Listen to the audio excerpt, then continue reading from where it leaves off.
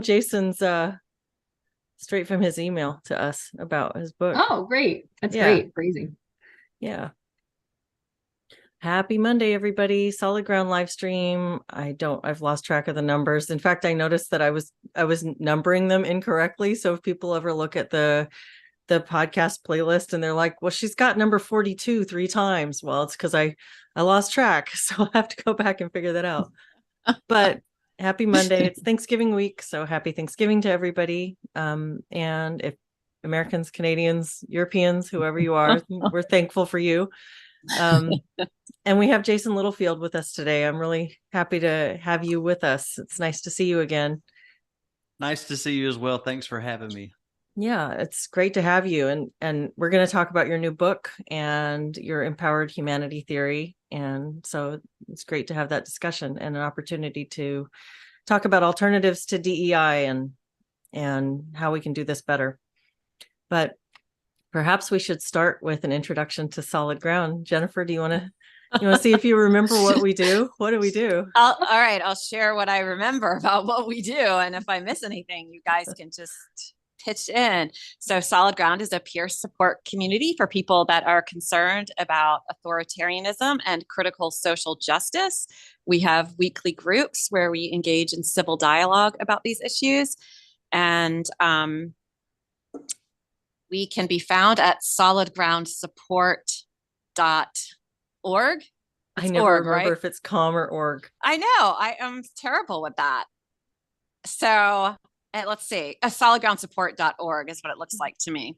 And nothing that we do is psychotherapy or legal advice and should not be construed as such.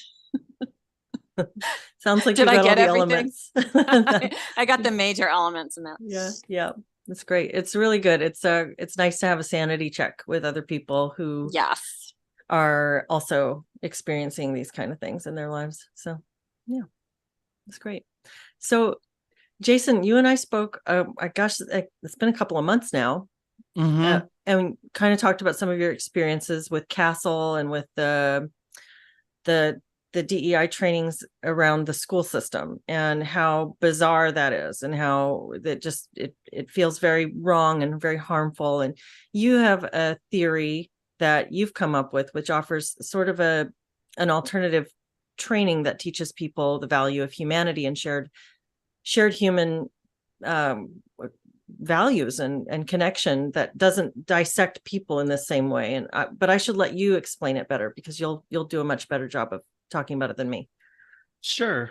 Goodness, I'm trying to think where.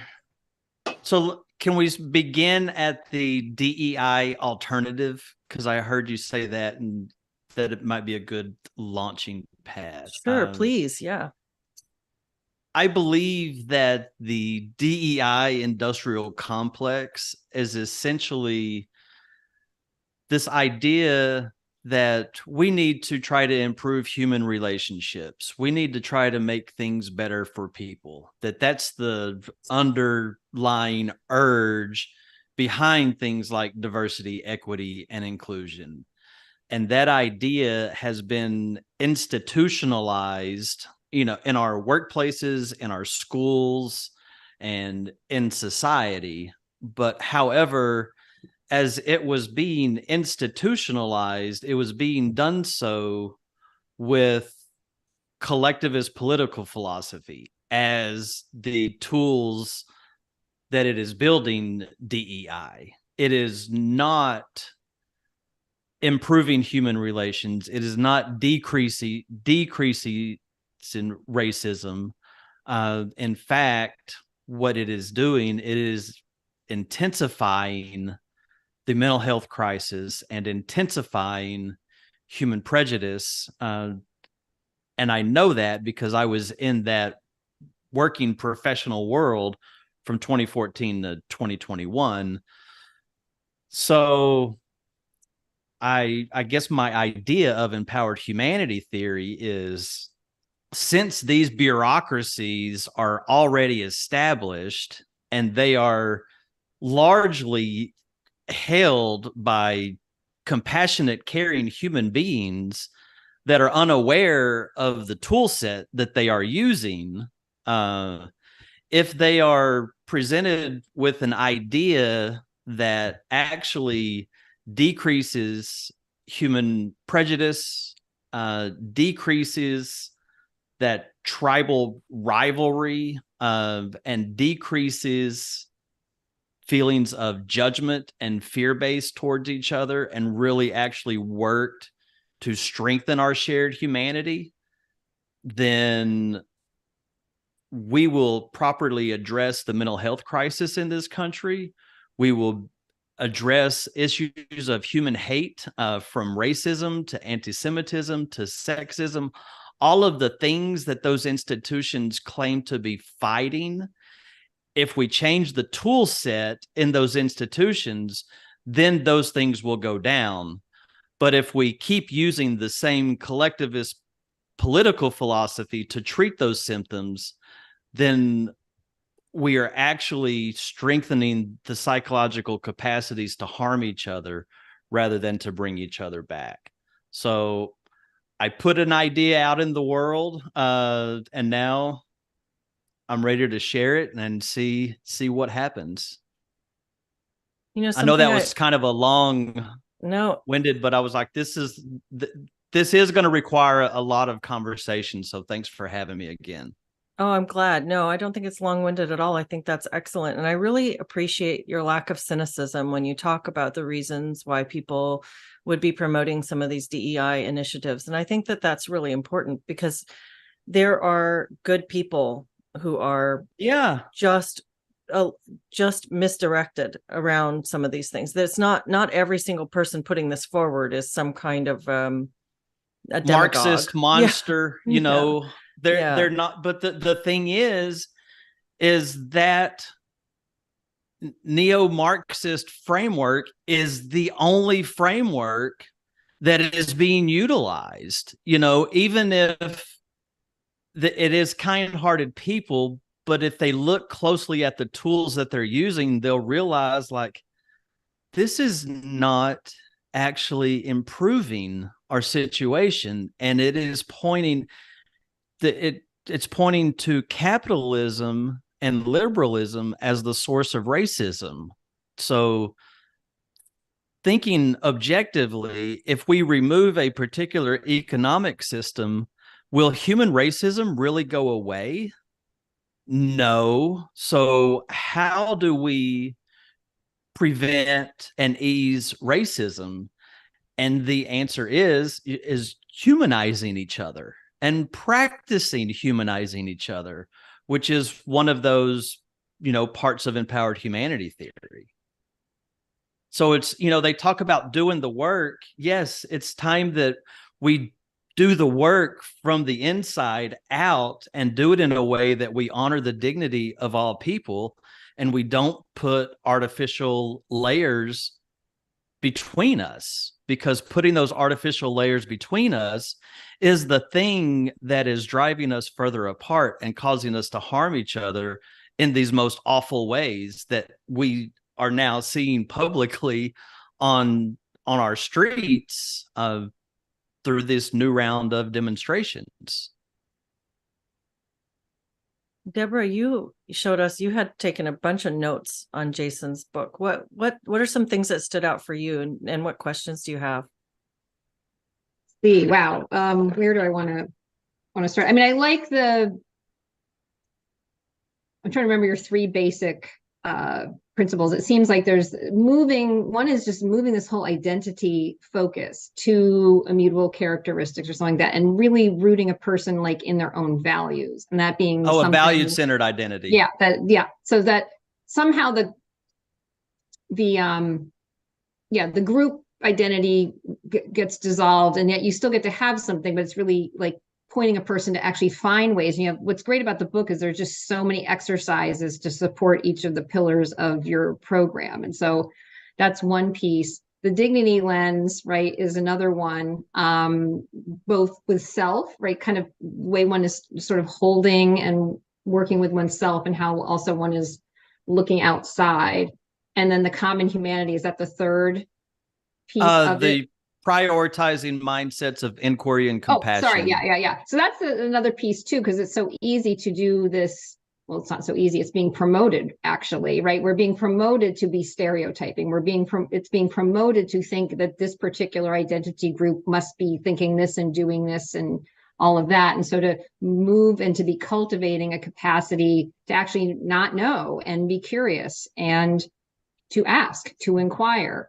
And so I like those principles. And then I really like, this book is so usable, for anybody to actually have just a massive list of practices that they can do to build up any of these particular, and they could be anything from like doing some journaling or doing some sort of visualization or doing something more like a conventional mindfulness practice.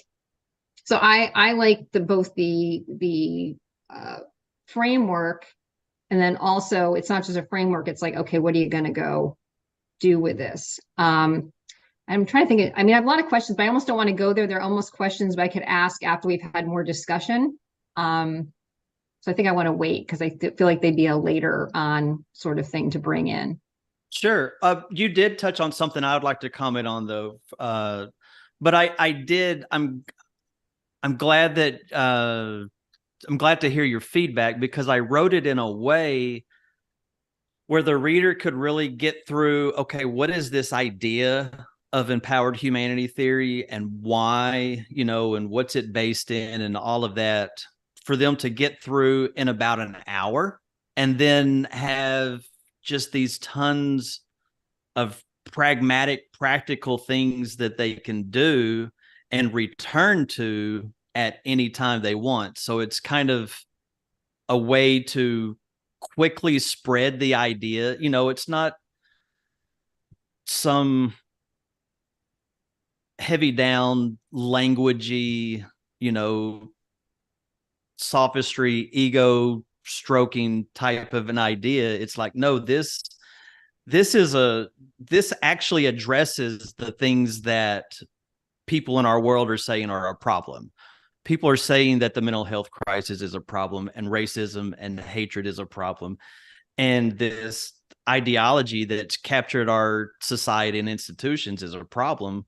Well, this is something that is addressing those from a cognitive neuroscience and human psychology perspective. There's no politics or anything like that involved. It's how do we humans thrive in our world and with each other? And we know that whenever we see each other as an other, that actually is one of those things that causes us to do more harm. So if we can not focus on seeing each other as an other, which the critical social justice does, that even if they don't like the outcomes, that, oh God, this actually is increasing the innate human capacity for prejudice. They may not like that, but in reality, it is. The hatred in our world is being cultivated by this new institutionalized idea. So it's like, man, we got to get, and I've been, Deborah reached out to me during the pandemic years ago when I was trying to basically say, oh my gosh, there's this huge problem in society, and we have to fix it.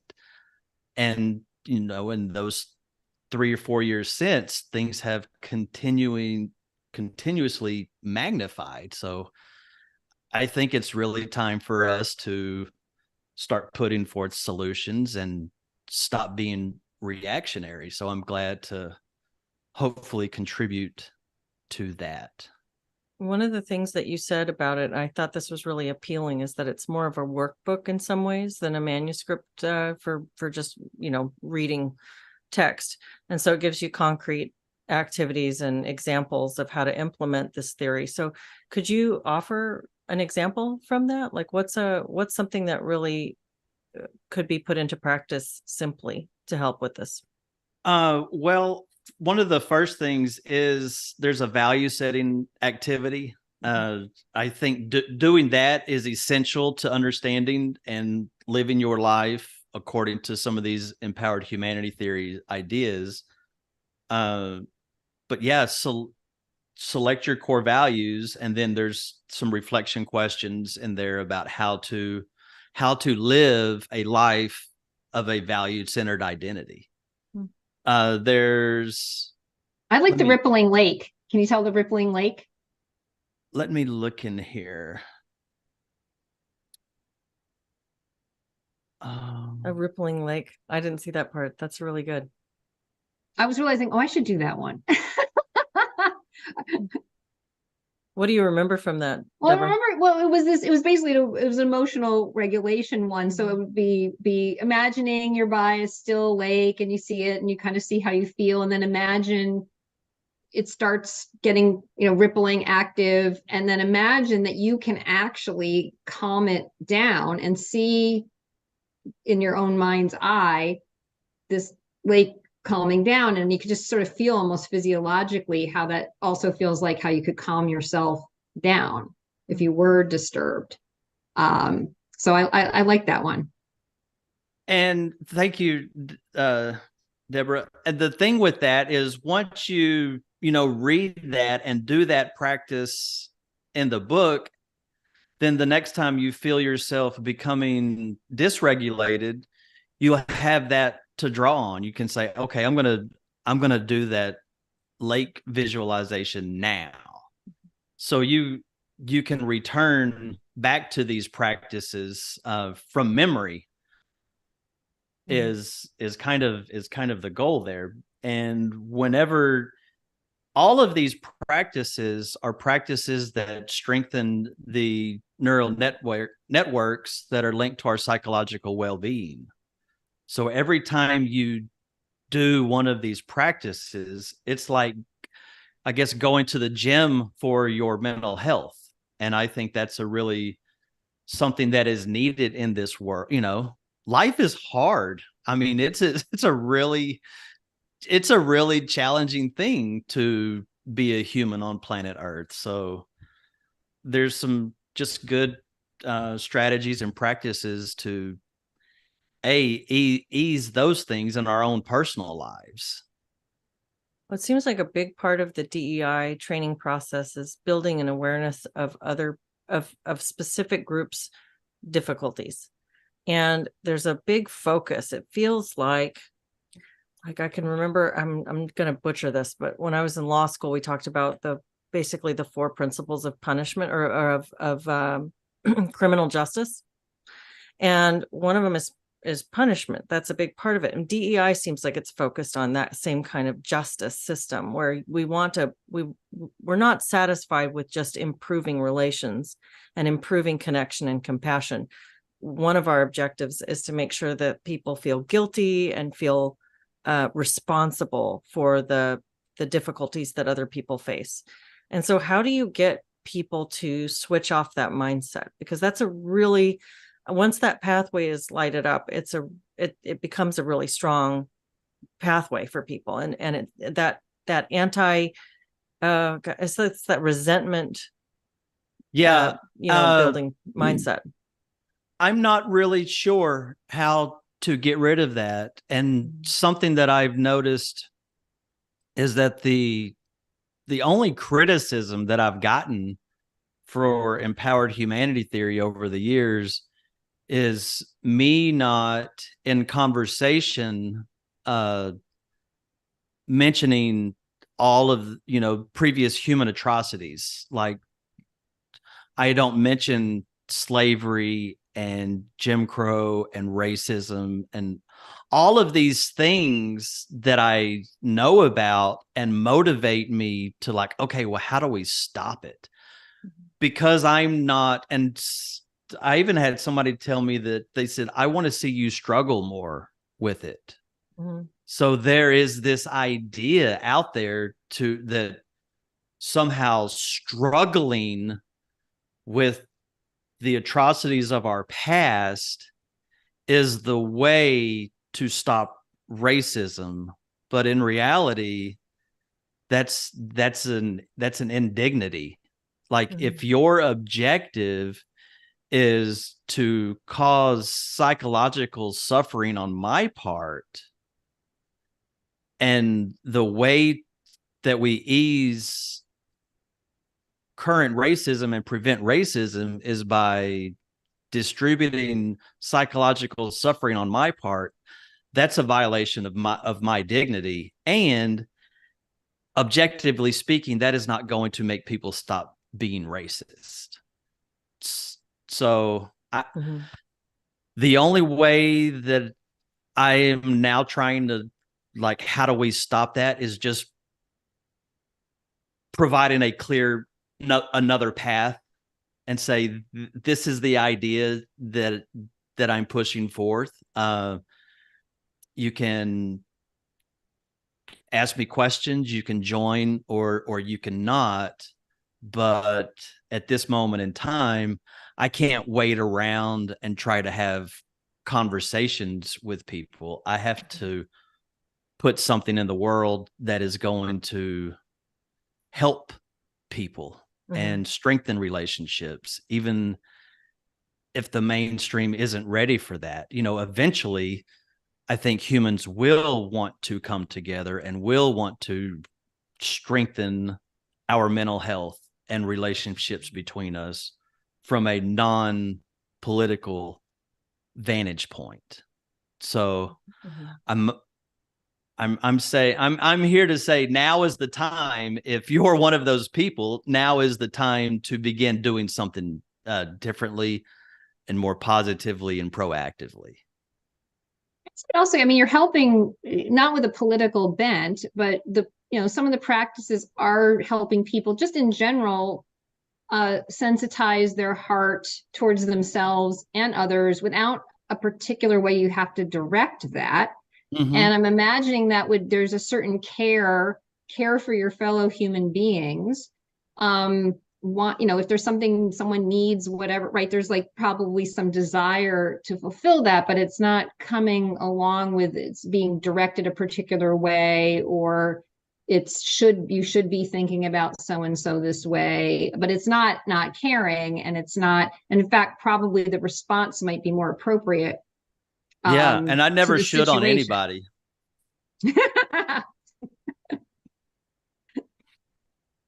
Well, it's just, these are some things that we can do. And when we practice these particular attitudes, we are strengthening what is naturally best within us. And we are decreasing those primitive, primal things that cause us to do harm to ourselves and do harm to others.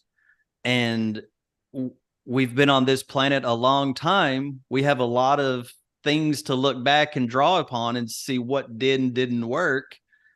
And othering each other, it never works out. It never works out, dividing humans into groups and having them compete against each other for power and resources. That never works out for the greater good. It seems like you're going to the root, really, right? Like, we could call it this system and this, that, and the other, but like the root of human beings having the potential tendency to do the othering and to be in the lower part of their brain, right? Yeah. And going, let's just move it all up. Yeah. into the more developed parts of our, nervous system. Yeah. And that's really it. Like, we wouldn't even have all these institutions or structures that we don't like, they're so bad. Yep. If we were actually operating at a higher level. Yeah, I love that. I'm proposing a collective shift up. Get out of that primal brain, and critical social justice ideology. It keeps us locked in that primal brain. It does not allow us access to our prefrontal cortex. In fact, it calls objective thinking racist. So it's disconnecting us from the parts of our brains that are needed to solve complex human problems. I had this conversation with Jenny Rogers the other day that I recorded. I'll put it up in a day or two. about this DEI training for librarians around fat liberation was what it was specifically. I know. I'm sorry. I know. But what it was the thing, and I was trying to articulate what was just, even as we're reading this and we're talking about it, we had a pretty good conversation around it. I found myself trying to articulate what felt so, how to concisely say what felt so wrong about this. And what it was this person, this activist person, was collecting these stories from these librarians about the challenges that they experience in their work and professional life due to their size. And so Jennifer, no. I'm just a bad person. No, you're not, because it's just, it gets a little ridiculous when it's everything needs to be liberated at some point. Yes, what is the yes. end point, right? But what it was you're reading these vignettes and these anecdotes from people, and it was genuinely, I felt like anybody would feel sympathetic for this person. It's this really human story of this thing happens and I feel embarrassed, and then I'm and then it's awkward for me because of this other thing, and I have this embarrassment and this situation. And it felt like they were using these in order to create a sense of indignation and rage among the audience. Like, we're going to get mad on their behalf and try to fix things and try to be advocate for them. And it is that very much that shift, as Deborah and Jason, you're talking about, that shift to the lower sort of primal emotional state. Instead of finding a way, they could have used those same vignettes and same anecdotes to humanize people and to say, look at the experiences and have compassion for the experiences of other people. But instead it was being co-opted in order to fuel a sense of rage, resentment, and indignation. And I feel like the thing that you're talking about, Jason, it's like, use it for something that connects you rather than something that divides you. Exactly. Yeah. And that was my experience with those types of, trainings as well, is like, hey, this isn't good. And then it just really compelled me to, like, man, we gotta combat this. We gotta change this somehow. And it's going to be up to us, because the institutions aren't gonna change. But if there's better ideas that's, work their way in through the hearts and the minds of the people, I think that goes back to the title of this conversation, is Eroding DEI from the Inside Out. That I don't understand how any person that's in DEI can read this and walk away still implementing the same collectivist framework, rather than one that's based in cognitive neuroscience and human liberty, in general, because honoring the dignity of another person is one of the things that's necessary in a free society. And all of the atrocities that critical social justice points to were dignity violations. And it's up to us in this generation to learn that that's what dehumanizing looks like, and we can stop it now. Like, this generation that's on planet Earth can shift in our minds that we are no longer going to treat each other that way. We are no longer going to hate each other for political beliefs or for the color of our skin. We have been falsely divided, and we could come together right now and problem solve in the most creative and amazing ways. But as Deborah said, we have to shift up, and these practices help us to shift up. I'm looking in the chat. Good morning, Kelly. Good morning, Secret Squirrel. And Internet TV says Jennifer likes to laugh. So I think that's right. You're not a terrible person. You just think everything's funny. I do think everything's funny. And Phoebe Clark says, what is the name of the book again? Empowered humanity theory, framework for an empowering and dignified life. And is there a place where people could purchase this if they wanted to? Do you already have it published? It's on Amazon. Okay, we can put a link in the description once we wrap up and I get that all up. So we'll put a link out there. And then Karen King says, because it's a religion and not intellectual reasoning, she's talking about the DEI system. Yeah. Yeah. And you know what's interesting about that, though? It's like it's a religion, and I agree. There's so many religious and I think cult-like elements, but like Jason was saying earlier, it it sort of prevents you from using objective thinking because it attacks objective thinking, calling it racist or white supremacist. But then it also puts an obstacle in front of the transcendent, because it wants to keep people locked in these identity boxes rather than transcending that. And this transcends. Well, yeah, that's what I appreciate about that. It's like on a social scale, we're experiencing the same kind of thing that a person experiences when they're trying to heal from something that's been difficult in their own life. You have this phase where it's just really hard to see past how hurt you are. Mm-hmm. But at some point, if you want to actually live a good life, you have to find out how to take responsibility for where you are and where you're going, and how you interact with people in the world, despite the things that have happened to you that are genuinely, that have been wrong and have been really hurtful, because it's a fact of life for all of us. And it feels like this is kind of this is that next level up you're offering. At some point, it's time to figure out how to move forward and not dwell in resentment. Yep. And, I've also been fortunate enough that the past, 6 years that I've been thinking about and talking about this, I've also gone through a lot of really nasty, grueling, personal human things myself. And these were the things that the practices and the attitudes that I came back to and go back to during my moments of chaos, because we all have moments of chaos. So what do we do with that? When we experience anger, how do we channel that in appropriate ways?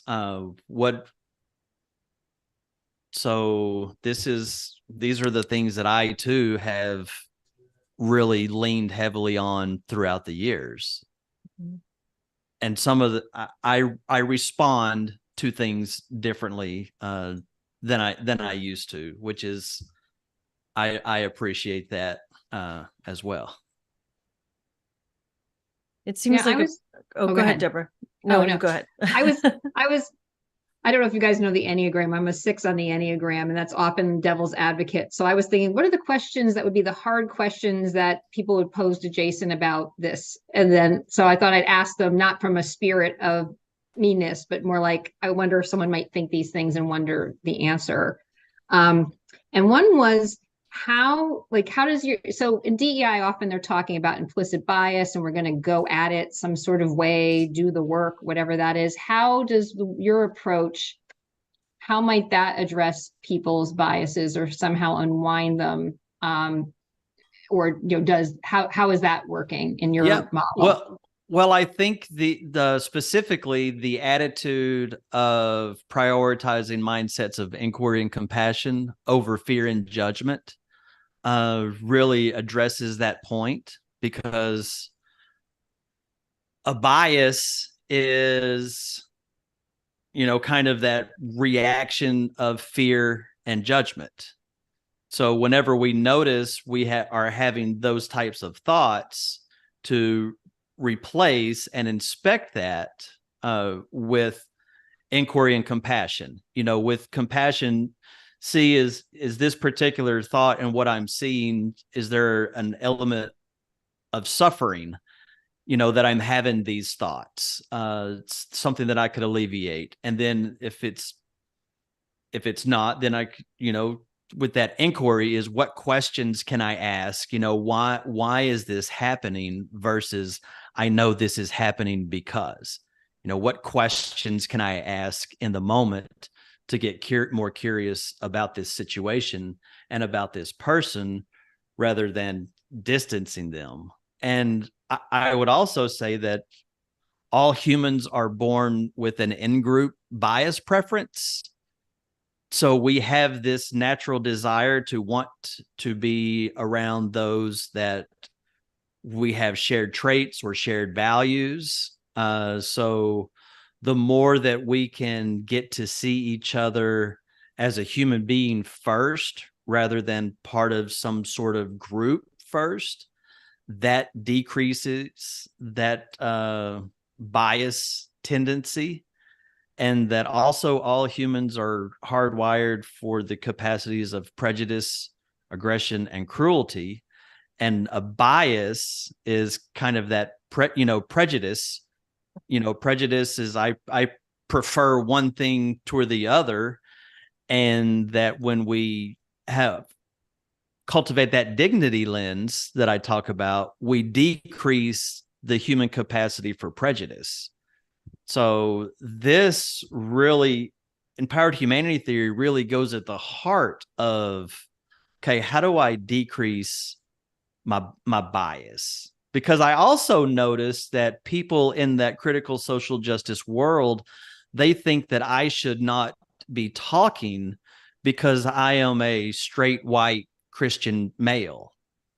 So I don't understand how telling somebody that they shouldn't have a voice based off of their born into traits, to me, that is extremely biased. So are we really trying to work on human bias, or are we using our institutions to gear socially accepted biases towards another group? So that would be my devil's advocate response to that. How does this address implicit or explicit bias? I like that too, because it doesn't involve like identity-based self-flagellation, right?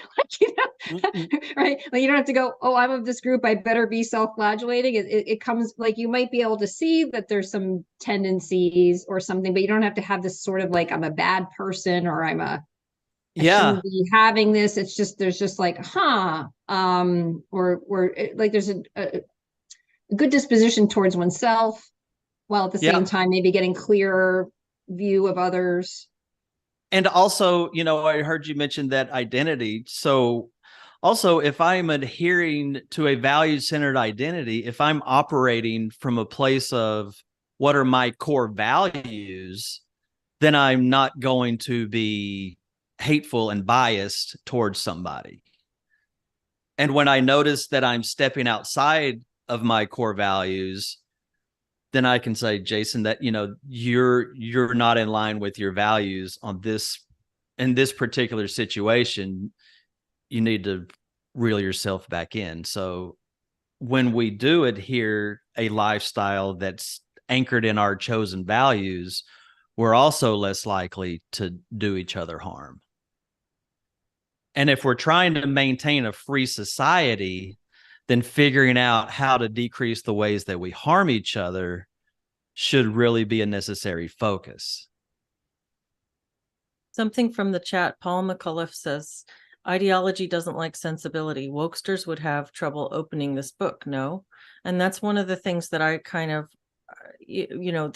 they've really, to some extent with the critical social justice ideology, they've inoculated themselves against this kind of thinking, because they'll automatically, if you're trying to talk about humanity or humanization or seeing other people as people first and group members second, they have a response built in for that. That's centering whiteness, that's white supremacy, that's that's institutional. They do. And I think now is the time where the people that are focused on our shared humanity, then whenever we hear things like that, to say, okay, but I'm moving forward with this because this is what is best. And then the more of us that are vocal and compassionate to the quote unquote wokesters and show them, honor the dignity of them as people, and say thank you but no thanks, I'm moving forward in this fashion, eventually maybe they'll catch up, and hopefully they'll catch up. But people have been taught that, okay, this tool that you're using, this is the only tool, this is the best tool, and if anybody comes along and tries to tell you differently, they're a bad person. Now, once people start to like, hey, wait a minute, that's somebody's trying to control the way I think and behave for this kind of sinister political objective, I think there's also liberty in escaping that ideology.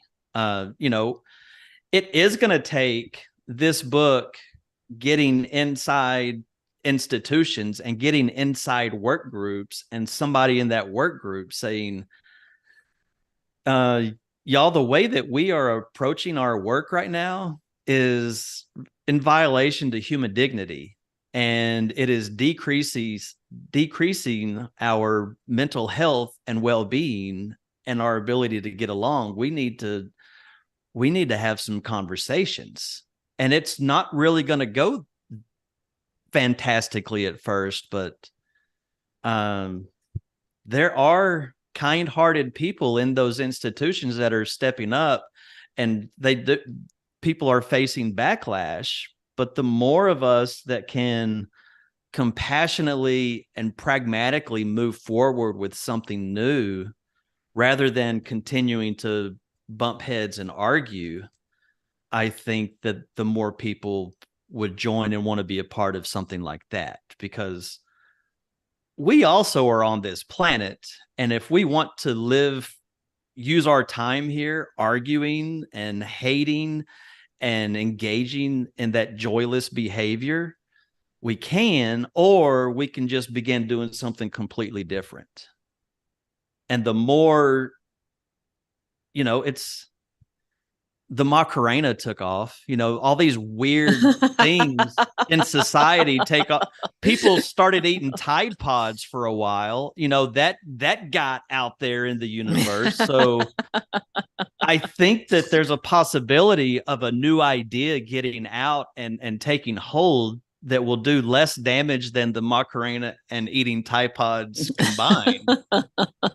That's a great subtitle, Empowered Humanity Theory, because Tide Pods aren't that good for you. Side, always think about like, what's the critique from one side, what's from the other. I've seen it a bit when I follow, like on Twitter particularly. They're the people that might be more anti-woke or whatever, who've gotten themselves so afraid of SEL or anything like it, or anything that seems like a religion, like, oh no, it seems Buddhist. It's a religion. So how do you like manage those people that are either think SEL or anything like this is just a vehicle for the politics, or are worried it's Buddhist? And that's the same way I do with the others. And I say, I appreciate that, but that is not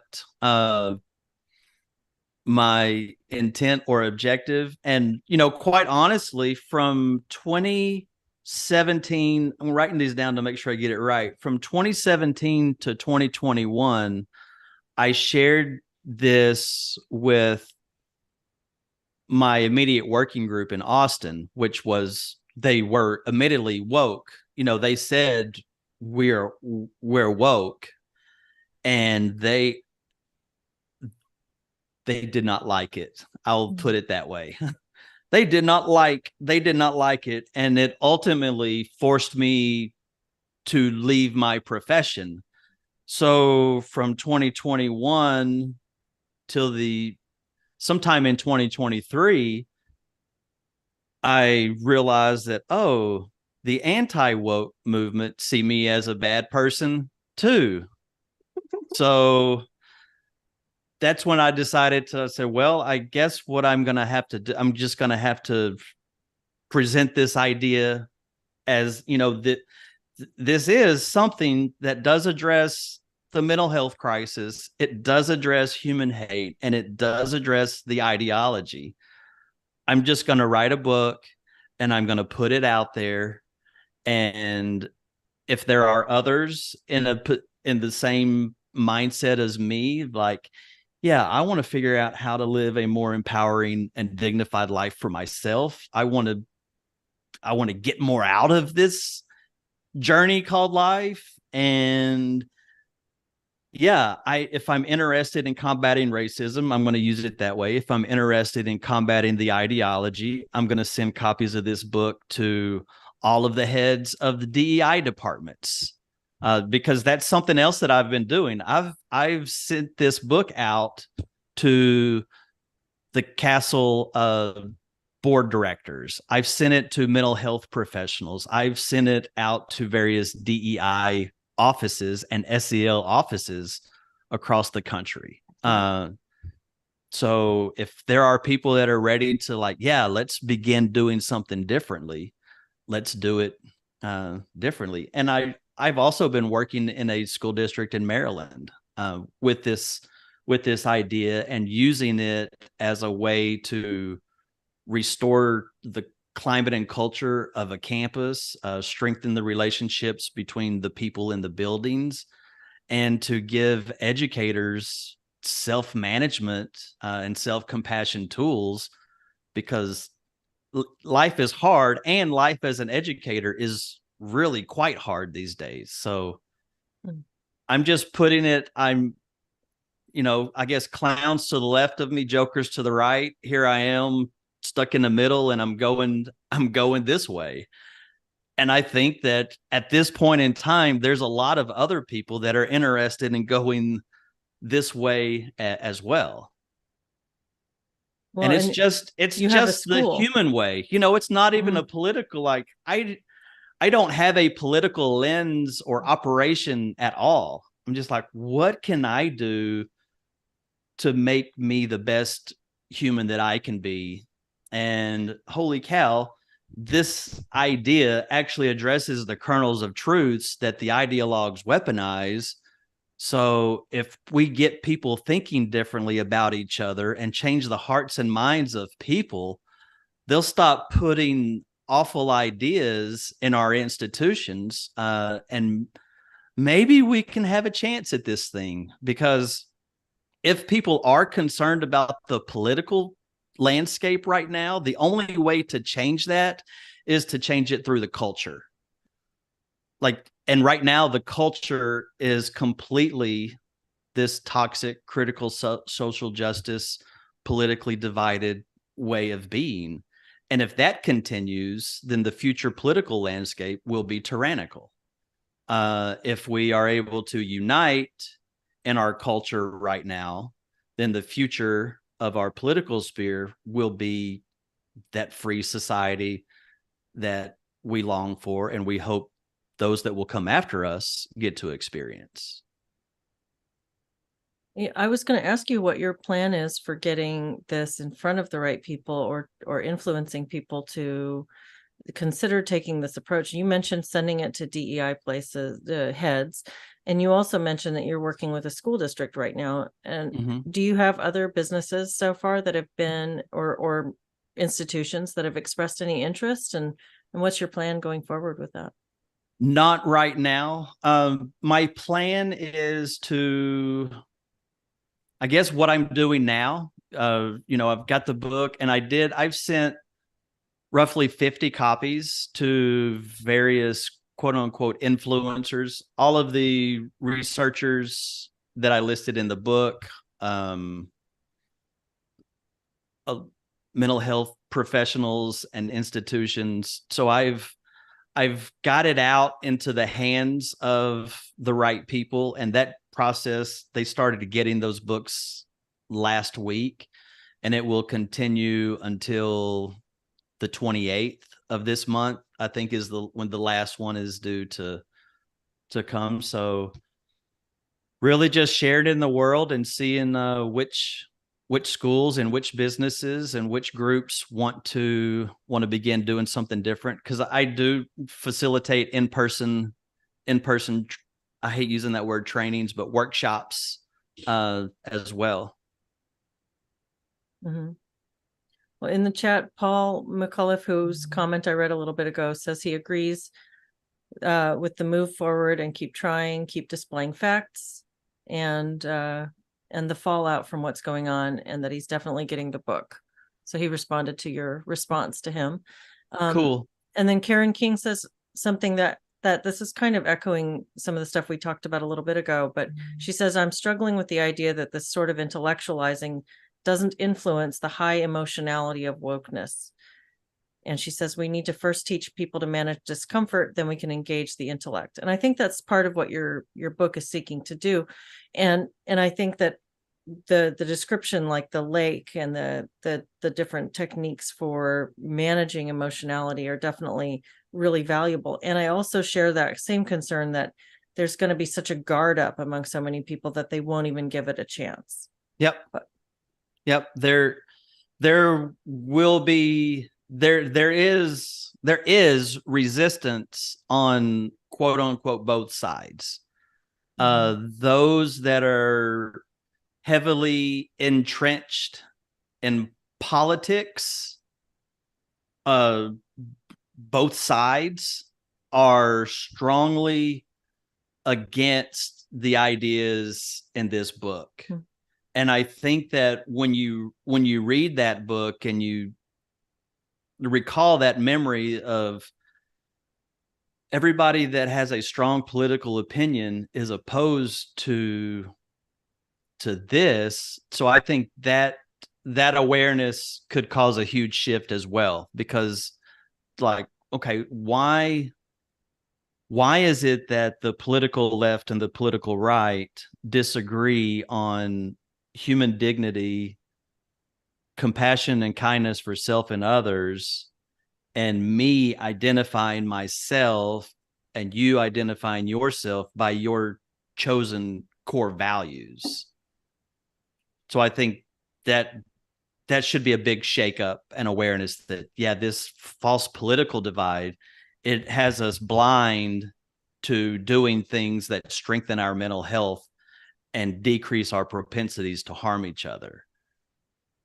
So there's a lot of barriers that we have to break free from. And I think of us, like an old table that may have a layer of veneer, another layer of red paint over the years, and blue paint and white paint and more veneer, maybe some formica.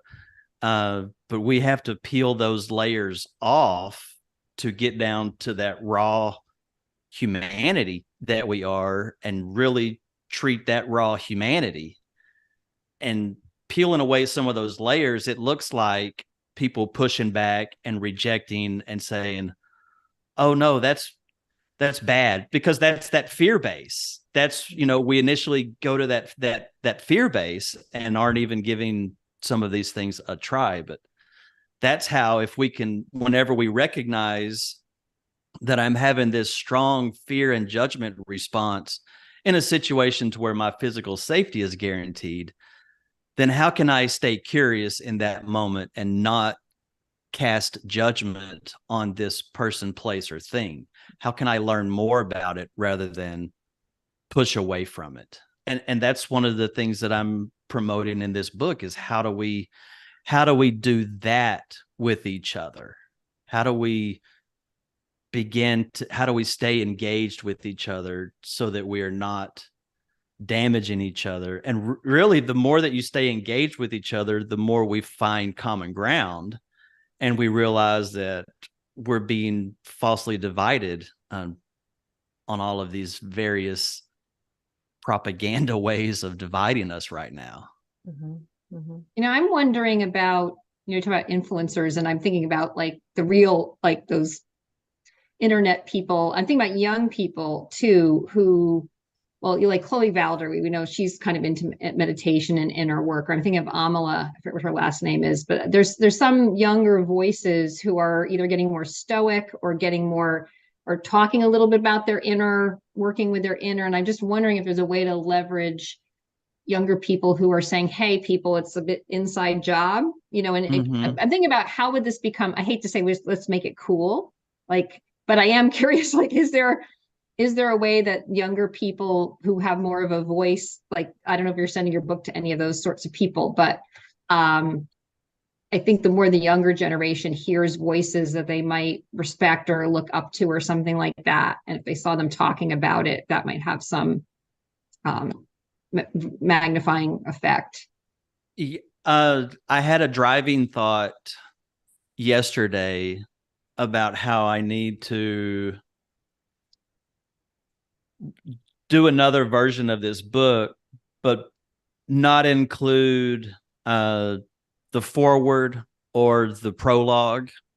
Take those parts out and write it at maybe a 10th grade level and include more practices and more journaling and make it for youth and really make it have another book that does appeal to youth, because that's where the real change will come from. If the youth of the world will reject what is happening right now and take hold in other ideas in their hearts and minds, that's how we'll change the world. And in fact, I don't want to say given up on this generation, but part of me, just moving forward on my own with this idea in the world is that I've accepted the reality that it may not be in this generation or in my lifetime that this idea takes off, but eventually there's going to be enough human beings on this planet that see through the propaganda and the ideology, and they understand that that is harming us and impairing their rights to life, liberty, and their pursuit of happiness, then the idea will take off. So a lot of it does rest, I don't want to say rest on the shoulders of young people, but the hope and optimism is in young people.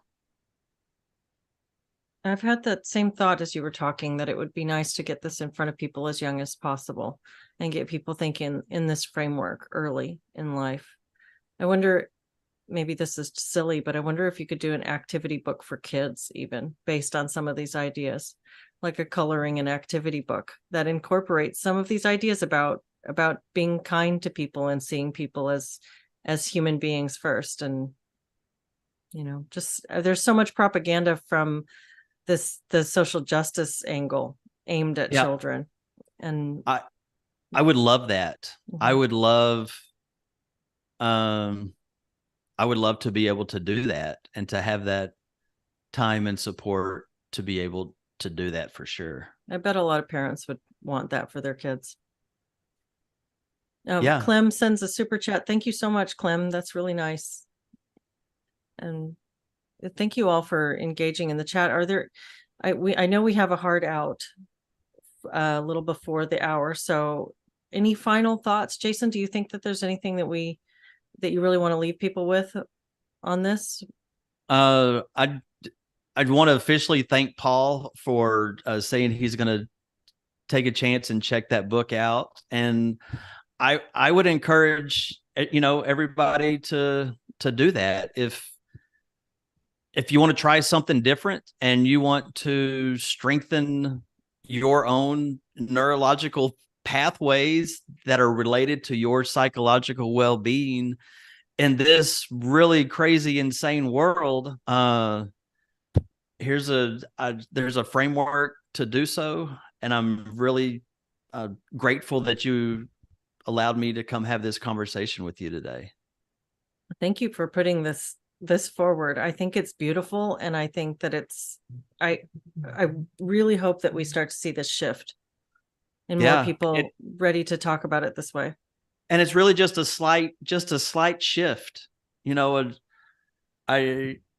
explained to people, like, I feel like what I'm trying to do is like, imagine me coming up behind you and put my hand on your shoulders and just turning you just a slight shift. Because with that slight shift, your whole perspective and everything is changed with just that slight shift. So if we can shift towards human dignity and compassion and inquiry, by choosing those things, we are naturally rejecting what the critical social justice world is offering. So by living our lives in a way that strengthens what's best within us, we are naturally rejecting what they're offering. And the more of us that take those intentional steps, then the more that will join us, because they will see we are building a beautiful world by living it that way. Can you say the title of your book one more time, Jason, and hold it up? Yes. Empowered Humanity Theory, a framework for an empowering and dignified life. And it is on Amazon. Great. Thank you so much. And I will, after a little bit, it always takes me a little bit to get the notes and stuff added, but I will add that. So if you check back later today, there'll be a link as well. So, okay. Awesome. Thanks, Jason, again for joining us today. And yes, thanks to thank everybody for y'all. being And in the happy chat. Thanksgiving as well.